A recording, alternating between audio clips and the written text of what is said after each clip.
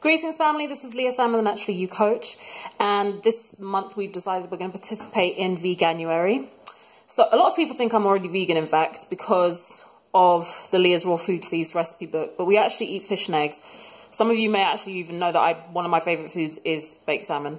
But yeah, we're going to go vegan for this month. So one of my, and I'm going to speak, I think I speak on behalf of a few people here. Even though I have like a raw food recipe book and, you know, I help, as a nutritionist, I help my clients when they are moving to a vegan diet, ourselves, we have kind of fallen into a bit of a rut with our food. And again, one of the things I really promote is variety, making sure you have a lot of variety in your diet. And I do add as many kind of different foods to our diet as possible so the children get a good range of nutrients. We do kind of fall into the same pattern at times of food. So moving into Veganuary, we have to remove fish and eggs. I know that one of my things I really need to sit down and do is create a new meal plan. So this is where I stick our meal plans on our cupboard doors in our kitchen. So we've got the raw vegan plan up there and then just the regular plan. So I'm going to have to update those two. Thankfully for us, the children do not have any problem with moving to the vegan lifestyle. As long as as long as there's fruit, my children are cool. And I'm the one preparing the food, so it's just really on me to make sure I'm putting tasty food in front of them, and then they're fine. The other consideration when moving to like a vegan or raw or a vegan plant-based lifestyle, I'm always concerned that people overdo it on grains and soya. We very, very, very rarely eat soya, so that's not really a consideration. But the grains thing is a bit of a consideration because we eat like quinoa, gluten-free pasta and rice, well-prepared rice. So I do need to make sure that we don't over-consume on those things. And the other concern is that my children, like me and my husband, are quite flexible. My children are a bit more particular when it comes to food. Like there's certain food they won't eat unless I really combine it with other foods. Cauliflower is one of those foods that they just will not eat. Sweet potatoes, the butternut squash, courgettes, marrow, like courgettes and marrow, forget about it. Like I have to do so much to disguise those, so I'm gonna have to get really creative with those kind of foods. And then butternut squash, sweet potatoes, if I blend them into a soup, then they're cool. But sometimes they can even detect it blended into a soup and then I'm in trouble. Sometimes I can mash sweet potatoes with regular white potatoes and I can kind of get away with it then, but not always. But anyway, because we're doing Veganuary, they're just going to have to, I'm going to have to become more creative and find other ways, and they're just going to have to blink and well tolerate some of the other foods that I'm making. But some of the foods that I'm going to start using more of, and just again to just add more variety, whether we're doing Veganuary or not, I just want to add more variety, and this is a good opportunity to do so. So what we normally have for salads is like lettuce, normally romaine lettuce, sometimes the sweet gem lettuce, tomatoes, cucumbers, avocados, those kind of things. But I'm going to start introducing different greens. So these are pea shoots, really high in protein, which is brilliant. Nice and dark green leaves, and I love those. We don't really have cauliflower that much, but I'm going to start experimenting more with cauliflower and adding more of that to our diet, again, because of Veganuary. I don't need any encouragement to add more plant in to our life, but I normally just fry it.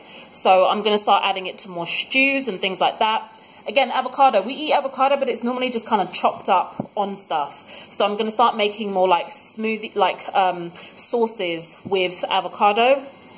Jackfruit. A lot of people have already heard of jackfruit, and I made jackfruit burgers the other day.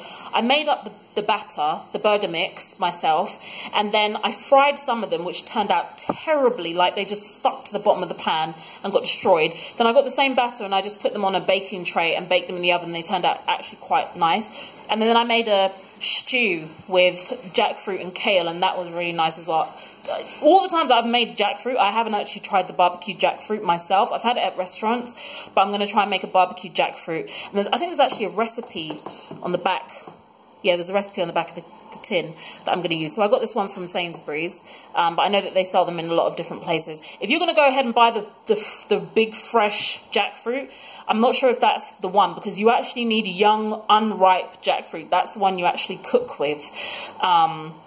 The ripe jackfruit is the one you eat. The unripe one is the one that you cook with. Thankfully, we've got things like persimmon or Sharon fruit, which are in season, so I can add that. Because again, we're kind of stuck in our ways with our fruit as well. It's normally like apples, like literally bananas, apples, oranges, limes, plums. That is our fruit. We have a lot of frozen fruit, to be honest, like mangoes. We have a lot of pineapple. There wasn't pineapple today, but we had a lot of pineapple. But yeah, just adding these seasonal fruits that we don't get so much. Cranberries, I need to find a way to make these things palatable because they are so sour. They're so nutrient rich, so I will still eat them, but they're so sour, so I need to put them into some smoothies with some other great stuff. And pomegranates are also in season, so I'm gonna get us to have as many of those as possible. So if any of you guys are doing Veganuary and you've got some tips and suggestions on how to add more gluten-free or wheat-free vegan foods, if you've got tips and advice, if you've been plant-based for a long time, if you've got advice on how to make it more economical, more interesting, please share it below the video for everyone else who's adapting to the plant-based diet, either for Veganuary or moving forward. Because when I was telling my children about Veganuary and it being for the month of January, one of my daughters literally asked, is there something that we could do for February? And I said, oh, we don't have to stop in January, so you know, we're going to see how this goes. Because the last time we went vegan, it was because we were just over consuming fish and eggs, and we're kind of at that point again this time. So we're going to be taking this, you know, I'm using this as a break, an opportunity to have a break, an opportunity to add more interesting foods to our diet, and we'll kind of see how it goes. We are a see how it goes family in many respects, so we are going to see how it goes. But yeah, I'm meant to be serving my children food right now, and in fact, this is what we're having. We are having, oh, bean stew. These are actually taco beans. Oh, cool, blimey. Look at that. Oh, blimey. We're having taco beans and rice. Yeah, rice. Taco beans and rice. That is lunch. So I'm going to go ahead and serve that to the children. And I look forward to hearing from you guys soon. You can find me at thenaturallyyoucoach.com.